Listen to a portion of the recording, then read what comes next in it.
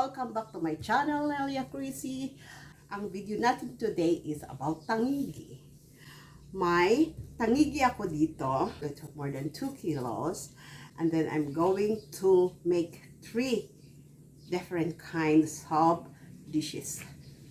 May kilawin na tanigue, may ginataan na tanigue with puso, at saka yung parts ng puso, isisigang natin ang ulo ng tanigue. So mag-start na tayo guys. Let's start with kilawin first. Ayan guys, ito ang gagawin kong kilawin.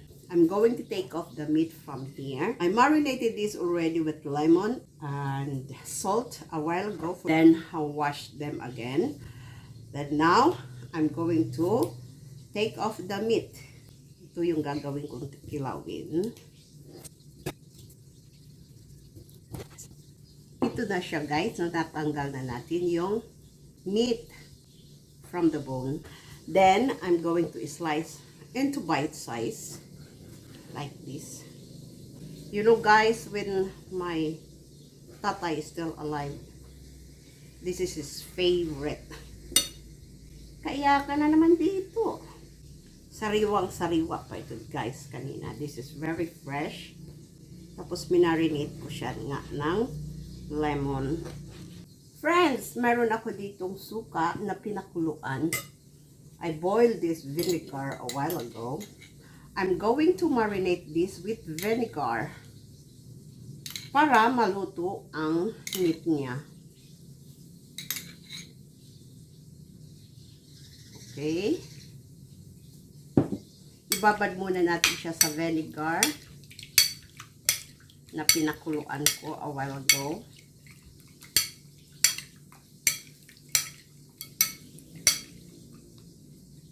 I'm going to add squeeze of lemon para talaga siyang maluto.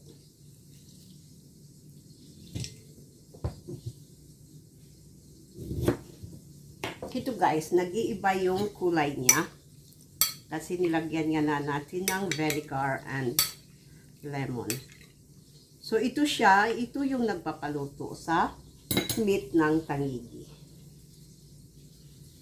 Kailangan kasi siya maluto ng konti from the vinegar and the lemon. Okay guys? Para yung mga parasite niya mamatay dyan.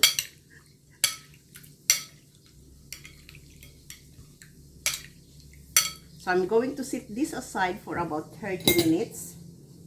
While I'm waiting for this, I'm going to prepare my other ingredients.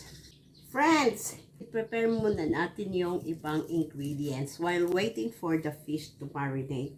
I have here ginger. Sinunog ko muna siya. I put ginger in the oven para naman siya masunog ng konti. Parehas din ng bawang, except the Asian shallots. Mainit-init pa. At napaso pa ako, aray ko. Ayan. Crush the garlic to. Mainit pa guys. Alam ko naman na mainit pa. Hindi nakakapaghintay. Ganun talaga guys. Okay. So you can slice your ingredients the way you like.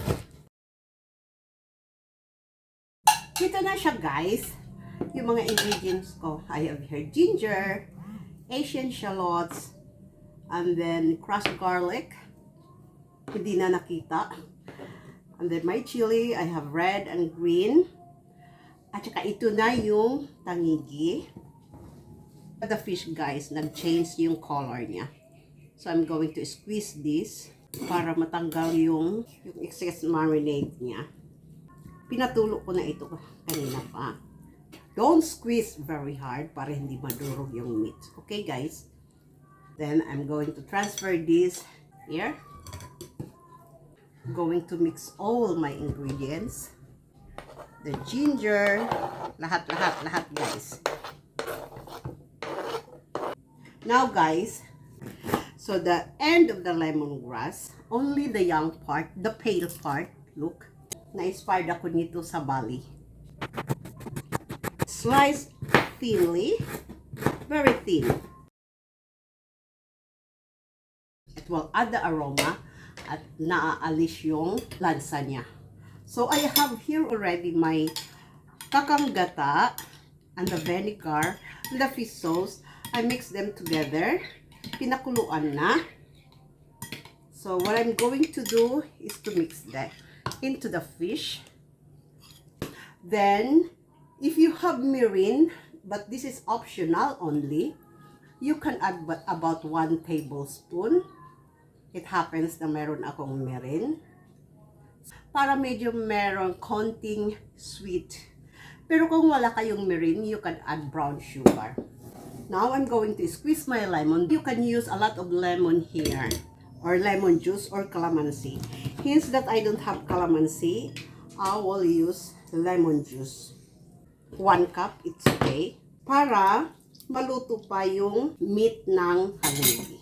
Ito na siya, guys. Ilagay ko na ang aking lemon juice.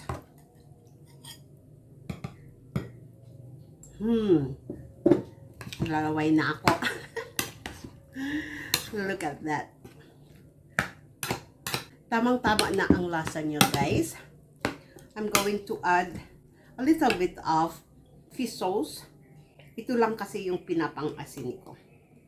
And white pepper. Ang sarap, guys. Sorry, guys, sa background. My call of prayers sa mga Islam.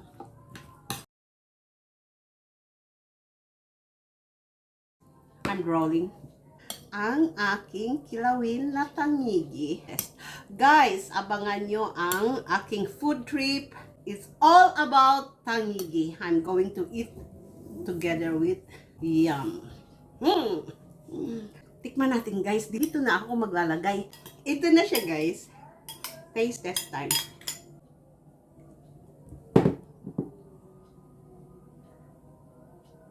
Kita nyo yan, guys. Ang creamy niya.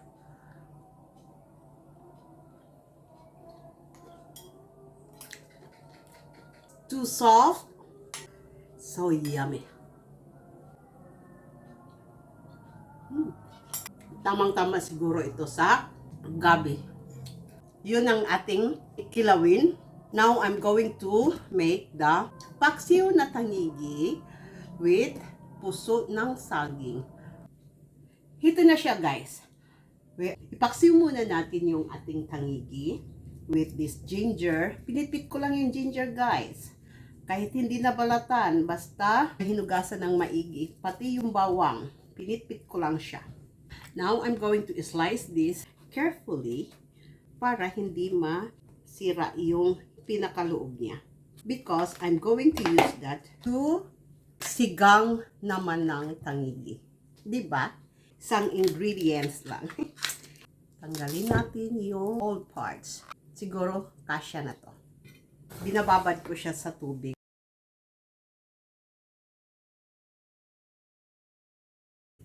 Isama na natin dito lahat together with the fish.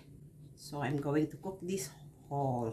I'm going to put lemongrass at saka vinegar. Lagyan natin siya ng lemongrass, guys. And then vinegar.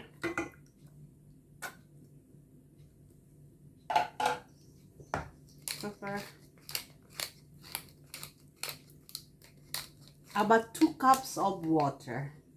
Kasi tigas ang banana blossom or yung heart. Salt. Kunting sugar. Half tablespoon lang. And then, iluto ko na siya. Guys, ito na.